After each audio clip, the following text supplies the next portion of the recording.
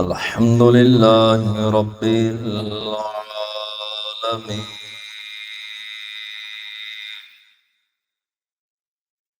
والعاقبة للمتقين الصلاة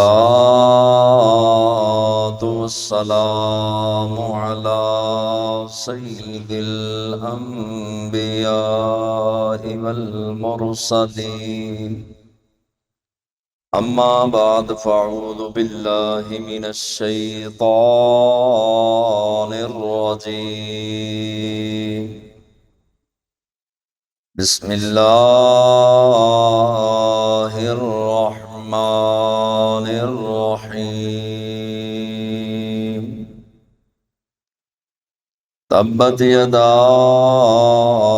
أبي لهب وتب صدق الله العظيم إن الله وملائكته يصلون على النبي يا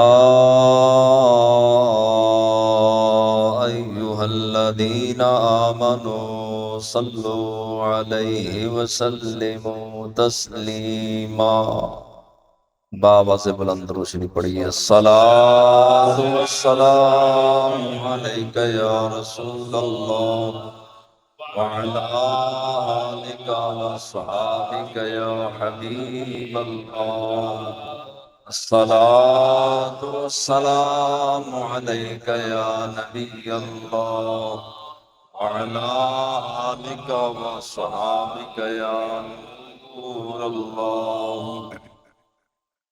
اللہ کی حمد و ثنا کے بعد لاکھوں درود نبیوں کے سردار حبیب پروردگار شفیع رود شمار ہم بے کسوں کے مددگار غیب پر خبردار رسولوں کے سالار تاجدار مدینہ راحت قلب و سینہ فیض گنجینہ صاحب معطر پسینہ باعث نزول سکینہ شہنشاہ حسینہ شہنشاہ خوبہ تاج الانبیاء امام الانبیاء زینت الانبیاء شہنشاہ انبیاء حسن الانبیاء خطیب الانبیاء فخر الانبیاء شہنشاہ انبیاء صلی اللہ تعالیٰ علیہ وآلہ وسلم کی بارگاہ ناز میں اپنی عقیدتوں ارادتوں اور محبتوں کا خراج پیش کرنے کے بعد واجب الاحترام ذوی الاحتشام برادران اسلام السلام علیکم ورحمۃ اللہ وبرکاتہ۔ آج چند باتیں تحفظ نفس رسالت پر اور ذکر بازی کی مدین شہید رحمۃ اللہ تعالی اس پر چند باتیں آپ کی گوش گزار کروں گا۔ خالق کائنات کے انتظام پر کلمہ رب الجلال اپنے حبیب کریم صلی اللہ تعالی علیہ وسلم کے صدقہ سے ہماری اس جمعہ المبارک کی حاضری کو ہماری کوشش کا ذریعہ بنا۔ نبی کریم علیہ السلام کی ذات والا شان پر درود و سلام پڑھنے کے بے شمار فضائل ہیں، بے شمار برکتیں ہیں، آپ بے شمار رحمتیں ہیں۔ یہ حضور علیہ السلام کے حقوق میں سے ایک حق ہے کہ اپنے آقا پر درود و سلام پڑھا جائے۔ درود و سلام پڑھنے سے حق بھی ادا ہوتا ہے اور انسان کی زندگی کا شک بھی دور ہوتا ہے۔ جو انسان اللہ اس کے رسول اور قرآن مجید قرآن رشید کے احکامات کے معاملات میں شک کا شکار ہو، اس کو چاہیے وہ درود و سلام پڑھے۔ اللہ تبارک و تعالیٰ اس کے ایمان کو مضبوطی عطا فرمائے گا۔ خالق کائنات اس بندے کے ایمان کو مضبوطی عطا فرماتا ہے اس بندے کے دل کے اندر عشق مصطفیٰ صلی اللہ علیہ وسلم موجود ہو اور نبی کریم علیہ السلام پر وہ درود و سلام پڑھنے کا عادی ہو۔ حضور علیہ السلام کی ذات والا شان پر درود و سلام انسان کی زندگی کے اندر نکھار پیدا کرتا ہے۔ ایمان کی تقویت کی دلیل ہے، اور درود و سلام انسان کو واقعی انسان بنانے میں مدد مہیا کرتا ہے، اور درود و سلام گنبد خضرا والے آقا صلی اللہ علیہ وسلم کی محبت سینے کے اندر داخل کرنے کا سبب ہے۔ اور امام جلال الدین سیوطی الشافعی علیہ رحمہ نے لکھا کہ جو بندہ چاہتا ہے کہ مجھے توجہ مصطفیٰ ملے، حضور علیہ السلام کی توجہ ملے، اور مکین گنبد خضرا میری طرف نگاہ کرم فرمائیں، تو اس کو چاہیے وہ کثرت کے ساتھ درود و سلام پڑھے۔ حضور علیہ السلام کی توجہ حاصل کرنے کا ایک ذریعہ ہے درود و سلام۔ ہر شاگرد کی تمنا ہوتی ہے کہ میرے استاد میری طرف توجہ کریں، ہر مرید کی تمنا ہوتی ہے کہ میرے پیر و مرشد میری طرف توجہ کریں۔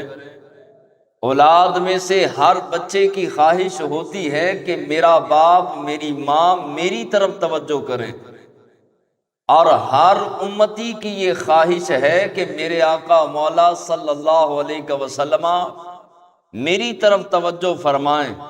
امام جلال الدین سیوطی الشافعی علیہ رحمہ نے توجہ کا ایک آسان نسخہ بتا دیا، اور وہ آسان نسخہ کیا ہے کہ تم اپنے آقا کی توجہ حاصل کرنا چاہتے ہو تو کثرت کے ساتھ درود و سلام پڑھنا شروع کر دو، اللہ کے محبوب علیہ السلام کی توجہ تمہاری طرف آ جائے گی، حضور علیہ السلام توجہ فرمائیں گے۔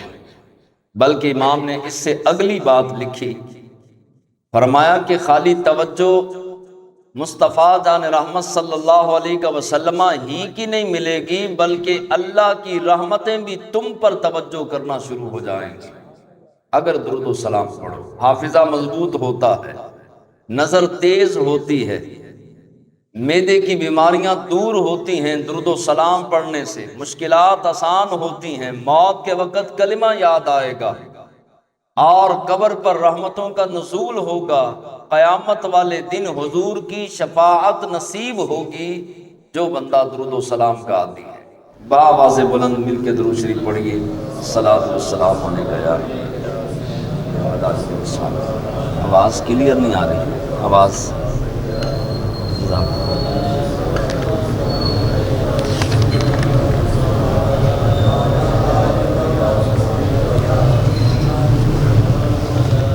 نبی کریم علیہ السلام کی ناموس کے حوالے سے شروع سے لے کے اب تک، صحابہ کرام سے لے کے اب تک مسلمان مومن بڑے حساس ہیں، کیونکہ یہ معاملہ بڑا حساس ہے۔ جب حضور کی عزت کی باری آتی ہے، ناموس کی باری آتی ہے، تو مسلمان جذباتی ہو جاتا ہے، اور یہ جذبات ایمان کی دلیل ہیں۔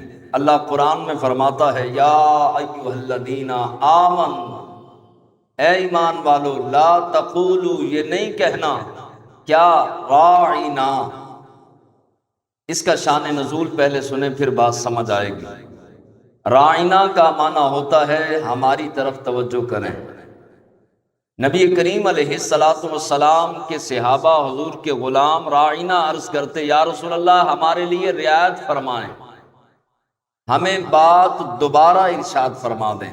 یعنی حضور کوئی بات فرماتے تو وہ بات حضور کے نکھرے ہوئے لفظوں کے باوجود اگر کسی کو سمجھ نہ آتی تو وہ کہتا، حضور مجھ پر کرم فرمائیں اور رعایت فرمائیں، یعنی کہ دوبارہ ارشاد فرما دیں۔ اب یہودیوں نے حضور علیہ السلام کی بے ادبی اور گستاخی کرنا مقصود بنایا تھا۔ یہ یہودی شروع سے اسلام کا دشمن، مصطفیٰ جان رحمت کا دشمن، قرآن کا دشمن، اور شروع سے لے کے اب تک رب کا بھی دشمن اور انسان کا بھی دشمن ہے۔ اور جو یہودی کو دشمن نہ سمجھے، علماء فرماتے ہیں کہ اس کو چاہیے اپنے ایمان کی فکر کرے، کائنات کا سب سے بدترین کافر وہ یہودی ہے۔ اب یہودیوں نے حضور علیہ السلام کے پاس آنا اور راعینا، اس کو تھوڑا سا لمبا کر کے کہنا، راعینا کا معنی ہے رعایت کیجئے، توجہ کیجئے، دوبارہ سے بتائیے، اور راعینا کا معنی راعی، اس کو لمبا کر کے یہودی حضور علیہ السلام کی بے ادبی کرتے، گستاخی کرتے، اور اس کا معنی بنتا ہے اے چرواہے، راعینا اس کا معنی بنتا ہے اے بکریاں چرانے والے، اے چرواہے۔ خالق کائنات قرآن مجید میں اپنے محبوب علیہ السلام سے بات چیت کرنے کے ادب سکھا رہا ہے، حالانکہ استاد کا ادب شاگرد سکھاتا ہے، پیر کا ادب مرید سکھاتا ہے، باپ کا ادب بیٹا سکھاتا ہے، اور بادشاہ کے دربار میں کھڑا سپاہی بادشاہ کے آداب سکھاتا ہے، لیکن حضور مخلوق ہیں، رب خالق ہے، اس کے باوجود اپنے محبوب کے در دولت کے دربار پر انوار کے آداب رب کعبہ خود سکھا رہا ہے۔ کہا کہ اے ایمان والو، یہودی اس لفظ کی اوڑ میں چھپ کے میرے محبوب کی گستاخی کرتے ہیں، بے ادبی کرتے ہیں، لہٰذا اے ایمان والو، اے صحابہ، تمہارے ایمان پر کوئی شک نہیں، تمہارے راعینا کہنے میں کوئی شک نہیں، لیکن چونکہ کافر اس لفظ کے پردے کے پیچھے چھپ کر میرے محبوب کی بے ادبی کرتا ہے، اس لیے آج کے بعد تم نے راعینا کا لفظ نہیں بولنا۔ مولا کیا کہنا ہے، کتنا خوبصورت لفظ قرآن نے دیا، اور رب نے فرمایا کہ صحابہ آج کے بعد تم نے راعینا نہیں کہنا، تاکہ کوئی گستاخ، کوئی بے ادب اور کوئی یہودی اس پردے کے پیچھے چھپ کر میرے محبوب کی بے ادبی نہ کر سکے۔ ہاں تم نے کہنا ہے کیا، وقولوا انظرنا واسمعوا وقولوا انظرنا یا رسول اللہ انظر حالنا، اے محبوب ہم پر نظر کرم کیجئے، اور یہ بات دوبارہ ارشاد فرمائیے، نظر کرم کیجئے، وقولوا انظرنا، ہم پر نظر کرم کیجئے، اور یہ بات دوبارہ ارشاد فرمائیے۔ رب ہو کر اپنے محبوب علیہ السلام کی بے ادبی برداشت نہیں فرما رہا، رب ہے، اور پھر رب خالق و مالک ہے، بے نیاز ہے، تو جس نے حضور کا کلمہ پڑھا وہ بے ادبی کیسے برداشت کر سکتا ہے؟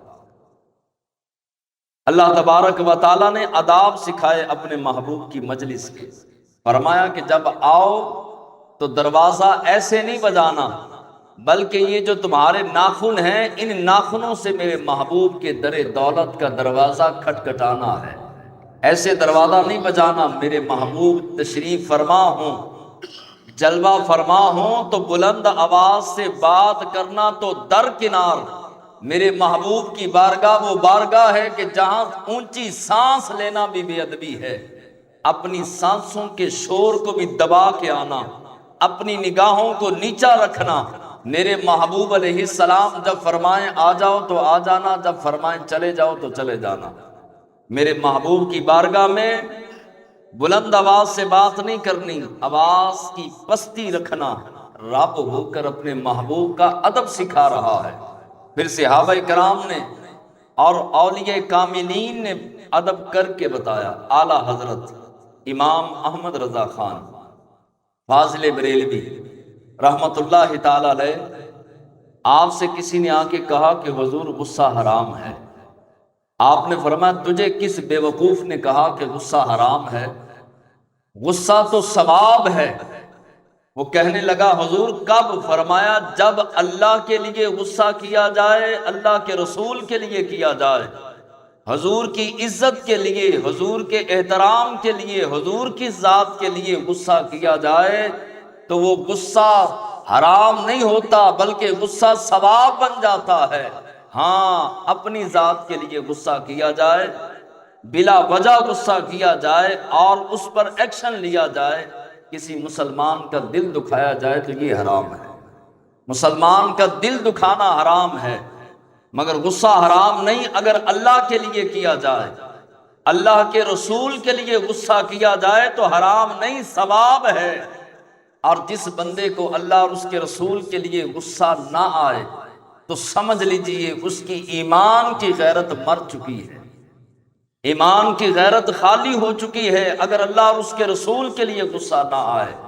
حضور کی بے ادبی ہو جائے اور مسلمان کہے کہ نہیں جی اسلام امن کا درس دیتا ہے، مسلمان کہے کہ جو ہے وہ کوئی بات نہیں، اگر کسی نے بے ادبی گستاخی کر دی تو کوئی مسئلہ نہیں ہے۔ صحابہ کرام کا انداز دیکھیے، نبی کریم علیہ السلام کے صحابہ کرام کس انداز کے ساتھ حضور سے ٹوٹ کے پیار کرتے تھے۔ ہماری بربادی کی وجہ یہ ہے کہ ہم نے اپنے پیار کو بانٹ لیا، اپنی محبتوں کو بانٹ دیا۔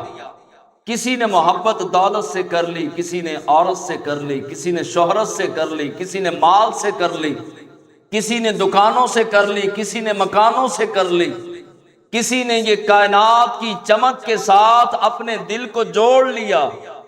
جب دل کا تعلق گنبد خضرا سے ہمارا ہٹا اور دنیا کی طرف آیا، رب نے فرمایا اچھا تم نے میرے محبوب کو دل دینا تھا، تمہارے سینے کے اندر دھڑکنے والا دل میں نے ایک بنایا تھا اور وہ محبوب کے لیے بنایا تھا، اور تم نے میرے محبوب کو دل نہیں دیا، دنیا کو دل دے دیا، دنیا کے مال کو دل دے دیا۔ اب تمہیں دنیا کے گرد چکر گھماتا رہوں گا اور دنیا کے گرد تم چکر کاٹ کاٹ کے مر جاؤ گے، اب تمہیں محبت مصطفیٰ کی خوشبو تک نہیں آئے۔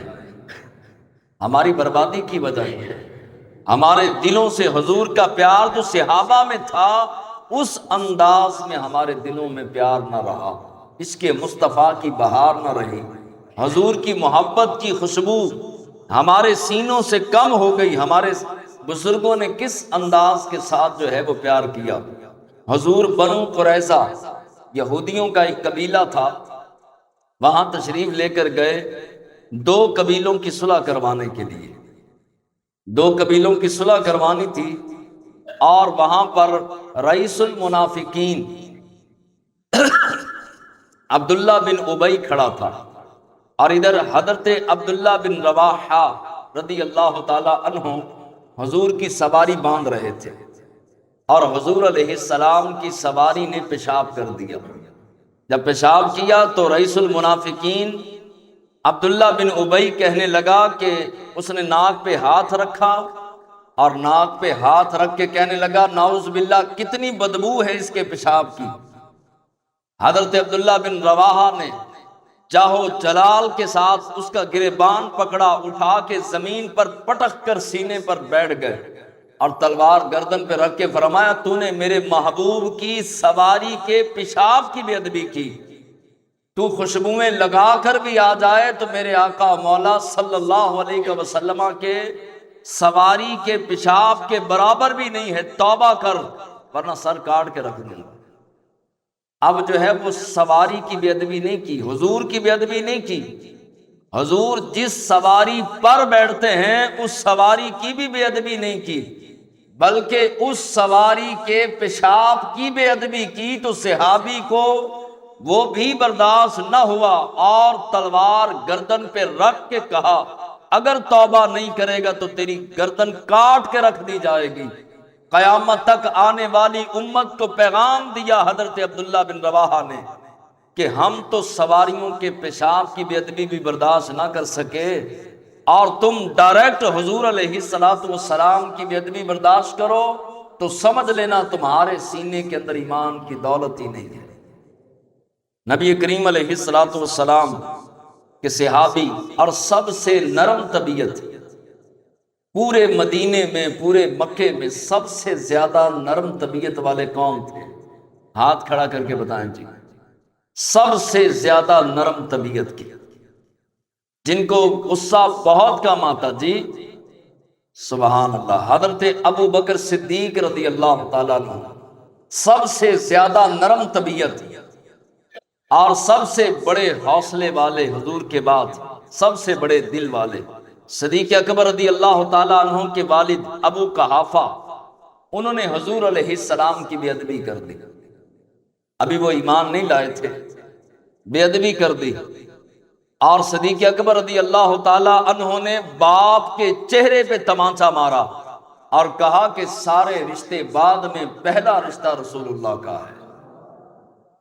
اب جو ہے وہ باپ شکایت لے کے آیا حضور کے پاس، حالانکہ ہے کافر، لیکن شکایت رسول اللہ کے پاس لے کر آیا، کہنے لگا جی اس نے مجھے تھپڑ مارا ہے۔ حضور علیہ السلام نے فرمایا ابو بکر کیوں تھپڑ مارا ہے؟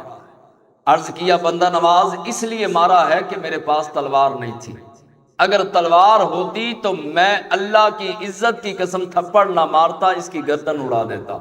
کیوں؟ اس لیے اس نے آپ کی بے ادبی کی۔ حضرت فاروق اعظم نے سگا ماموں جو ہے وہ آپ نے واصل جہنم کر دیا، سر کاٹ کے رکھ دیا اور بتلا دیا کہ ہمیں کائنات میں سب سے پیارا، سب سے اعلیٰ اور سب سے بڑا رشتہ ہمارے نزدیک رسول اللہ کا رشتہ ہے۔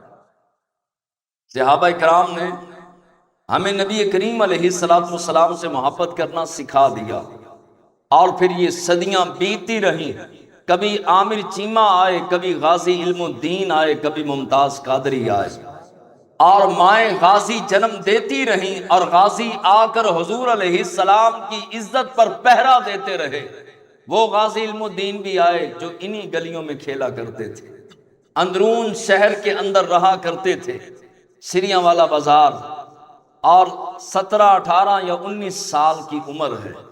خالق کائنات نے ایک متوسط طبقے کے اندر پیدا کیا، اور مسجد وزیر خان کے اندر ایک خطیب تقریر کر رہے تھے اور بتا رہے تھے او مسلمانوں، ایک ہندو ہے راجپال، اس نے میرے آقا صلی اللہ علیہ وسلم کی بے ادبی کر دی، حضور کی گستاخی کر دی راجپال نے۔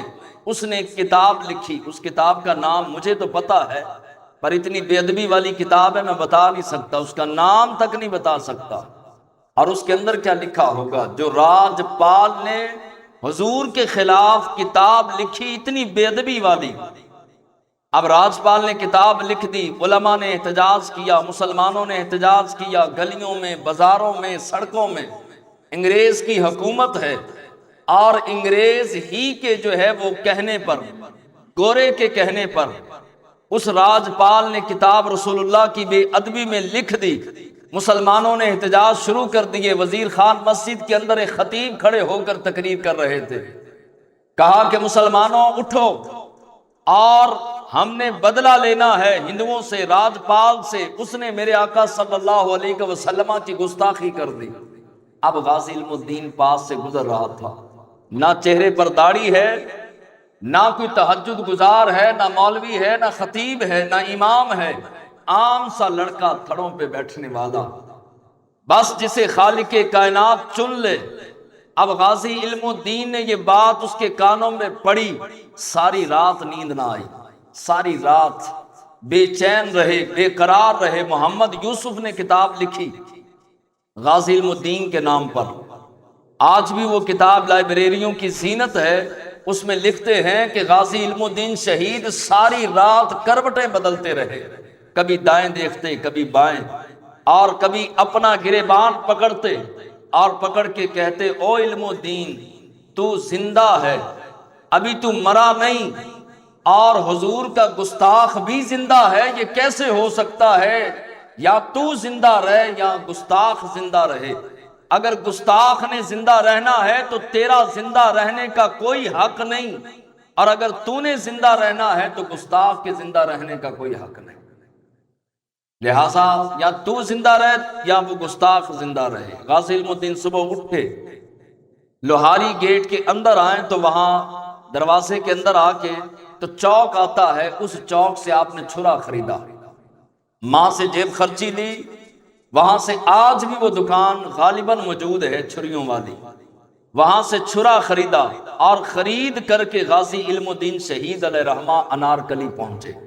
وہاں اس کا کتب خانہ تھا اس راجپال کا، اور وہاں پر جو ہے وہ غازی علم الدین شہید پہنچے۔ پہرے کے اندر انسان چلے صحیح، رب پہنچا دیتا ہے منزل تک۔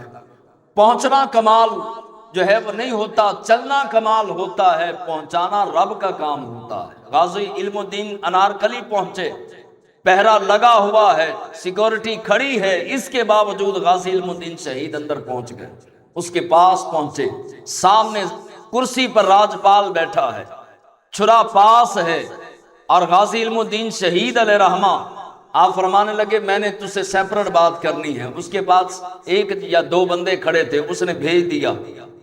غازی علم الدین شہید علیہ رحمہ نے فرمایا کہ بتا کہ تو وہ ہے کہ جس نے میرے آقا کی گستاخی کی، تیرا نام راجپال ہے، اور تو نے وہ کتاب لکھی جو کتاب میرے آقا صلی اللہ علیہ وسلم کی گستاخی پر مبنی ہے۔ تو راجپال کہنے لگا، خوش ہو کے کہنے لگا ہاں میں نے لکھی، وہ کتاب میں نے ہی لکھی ہے۔ دوبارہ غازی صاحب نے پوچھا، فرمایا بتا بے ادبا تو نے کوئی کتاب لکھی؟ وہ کہنے لگا ہاں میں نے لکھی۔ پھر تیسری مرتبہ پوچھا تاکہ قیامت کے دن یہ نہ کہہ سکے کس نے تو مجھ سے پوچھا ہی نہیں۔ اور غازی صاحب کی احتیاط دیکھیے کہ 3 مرتبہ پوچھ لیا کہ کہیں کسی بے گناہ کو نہ مار دوں۔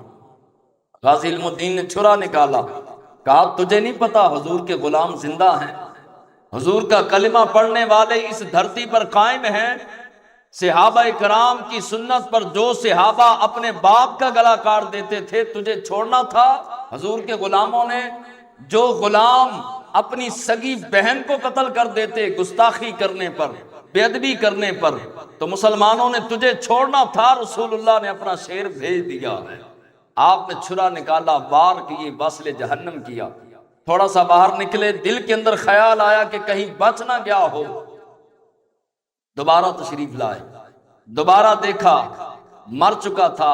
آپ رحمت اللہ تعالی علیہ باہر نکلے تو ایک قریبی نلکے سے آپ اس گندے خون کو صاف کر رہے تھے، چھری صاف کر رہے تھے کہ اچانک جو ہے وہ شور مچ گیا، سیکورٹی آئی، پولیس آئی، انگریز کی پولیس تھی، گرفتار ہو گئے، جیل میں چلے گئے۔ پہلے آپ کو لاہور میں رکھا گیا، اس کے بعد جو ہے وہ میاں والی لے گئے، اور وہاں جیل کے اندر جب رکھا تو وہاں کا چوکیدار کہتا ہے کہ ایک دن میں نے دیکھا کہ جیل ہے، اور اس نے یہ رنگ محل چوک میں یہ واقعہ سنایا تھا۔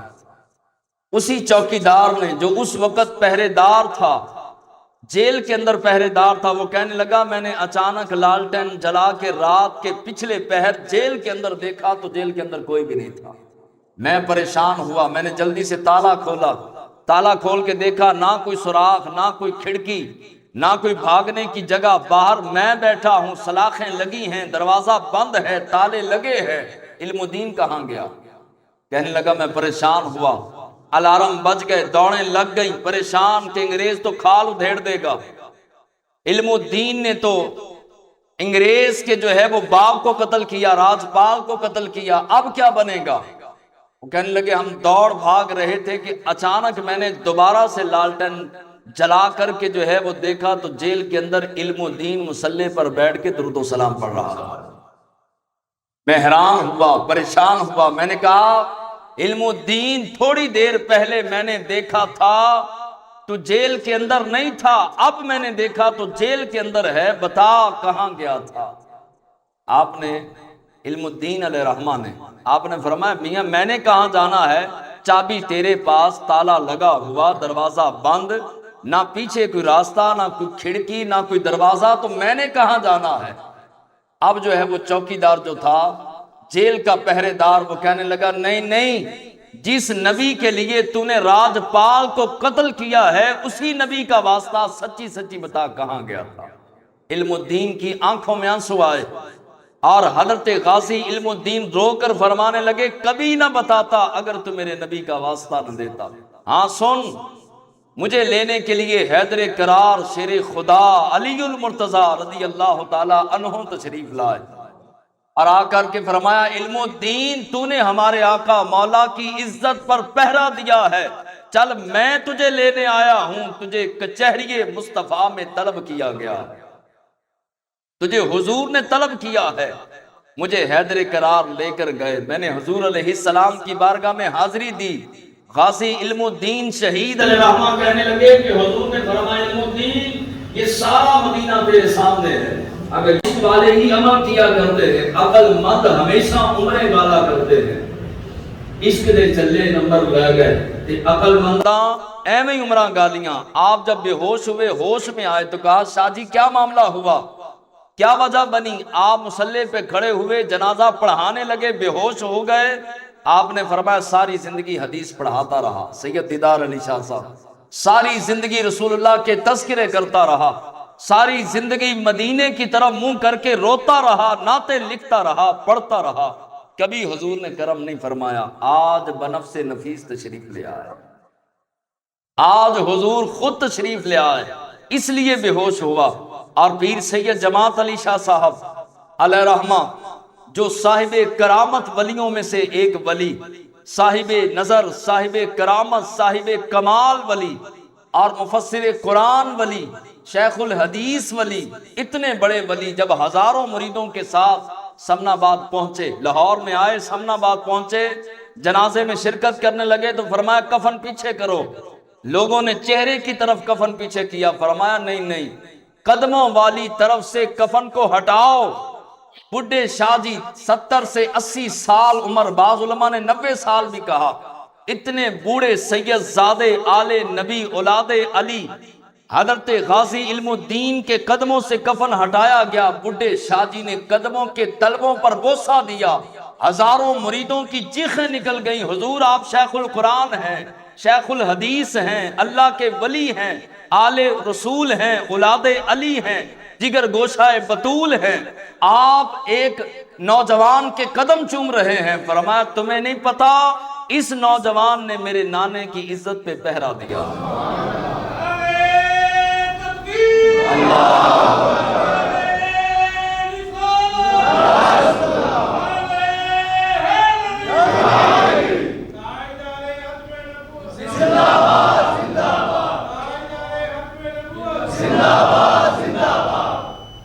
آج بھی آپ چلے جائیں غازی صاحب کے مزار پر انوار پہ تو آپ کو تازہ تازہ پھول ملیں گے۔ جس نے پھانسی کا آرڈر کیا وہ جج کہاں گیا؟ جنہوں نے جو ہے وہ پھانسی گھاٹ پہ پھانسی پہ چڑھایا، پھٹا کھینچا، وہ کہاں گئے؟ اس دور کا جو بادشاہ تھا، اس دور کے جو حاکم تھے، اس دور کے جتنے بھی پولیس والے تھے، جنہوں نے سائن کیے، جو لے کر آئے، جنہوں نے پھانسی گھاٹ تک پہنچایا، جنہوں نے جو ہے وہ تختہ دار تک لٹکایا، وہ کہاں گئے؟ قبریں مٹ گئیں، نسلیں مٹ گئیں، ختم ہو گئے، نام و نشان مٹ گئے۔ غازی کا نام آج بھی زندہ ہے، قیامت تک زندہ رہے گا۔ اور یہ اصول ہے، یہ قانون خدا بندی ہے، جس نے بھی رسول اللہ سے وفا کی، نہ رب اس کو مرنے دیتا ہے نہ اس کے نام کو مرنے دیتا ہے۔ ای محمد سے وفا تو نے تو ہم تیرے، یہ جہاں چیز ہے کیا سب لوح و قلم تیرے۔